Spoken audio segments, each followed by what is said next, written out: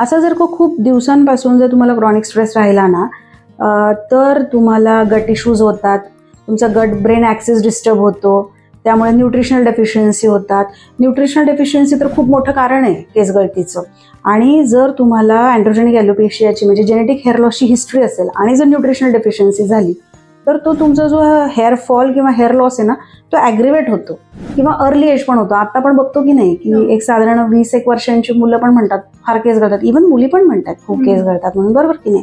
So ह्या गोष्टी होतात. त्याचबरोबर ग्रेइंग सुद्धा होतं आणि हेअर थिनिंग होतं, म्हणजे केस पातळ व्हायला लागतात. म्हणजे मुली म्हणतात की खूप छान जाड वेणी होती आणि आता बघा केवढी पातळ झाली, किंवा शाळेत असताना 2 वेण्या केवढ्या जाड जाड येत होत्या. तर हे सगळे क्रॉनिक स्ट्रेसचे परिणाम असू शकतात आणि जे तुमच्या केसांवर होतात. पण केसांवर होणारे परिणाम इतरही अनेक कारणं असतात की नाही. सो स्ट्रेस हे महत्त्वाचं कारण आहेच आहे. पण नेमकं कशामुळे तुमचे केस गळत आहेत हे तुम्ही डॉक्टरांना भेटून त्यांनी अनालिसिस करून नंतर ठरवल्यानंतरच त्याच्यानुसार मग खरंच फक्त स्ट्रेस मॅनेजमेंट करायची का काही एक्सटर्नल ॲप्लिकेशन करायचे, काही औषधं घ्यायची, तेलं लावायची, हे डॉक्टरांच्या सल्ल्याने नेमकं करू शकतात. म्हणजे मग कसं होतं की गोष्टी व्यवस्थित सॉर्ट आउट होतात. करायला गेलो एक आणि झालं भलतं. जसा स्ट्रेसचा जसा केसांवर परिणाम होतो तसंच त्याचा स्किनवर पण काही परिणाम होतो का?